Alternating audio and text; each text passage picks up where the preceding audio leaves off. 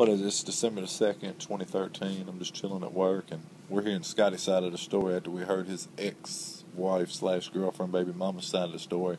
But here's the true side of what happened at Nicole Warnock's house years ago. There was a time, when I was rather wild.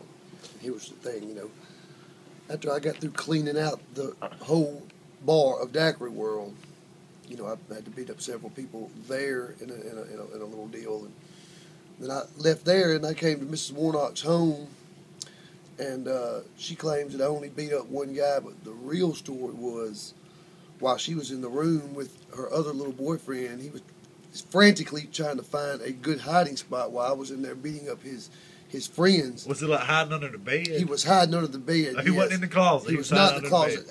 When I shoved Nicole, after I got through beating up these other couple of guys here in the living room, I shoved Nicole to the floor and went into the bedroom, and I was under the influence, and so I was not thinking straight, and so I looked right at the bed, and I didn't see anybody, and then I looked in the closet, and I didn't see anybody. I didn't think to look under the bed, but hindsight comes that the guy was under the bed, probably for his better.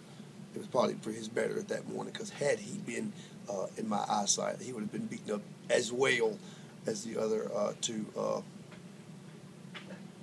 guys. So her story is inaccurate. Her story correct, is absolutely inaccurate. So it was multiple attacks. It was multiple. No, actually, I kicked the one guy when I first shoved my way into the house. The one guy was asleep on the couch, and I kicked him. Was it more like a Shogun Rua kick or a karate kick? It was more just like it wasn't really either one of those kicks. It was just the guy was asleep on the floor. I just kind of targeted the head area. The head area? Yes. And how did he respond to the kick?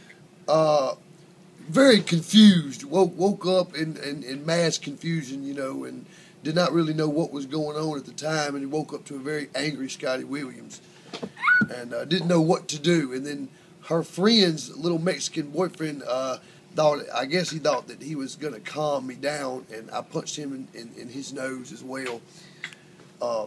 And that's whenever I proceeded on to the door, and Nicole had pulled the door to and locked it, so she didn't want me to find her frantically scared boyfriend that was obviously on the other side of the door, finding his place to hide. I guess the only place he could find was under the bed, and being as I was under the influence, I didn't think to look under the bed. Well, did you kick in the door?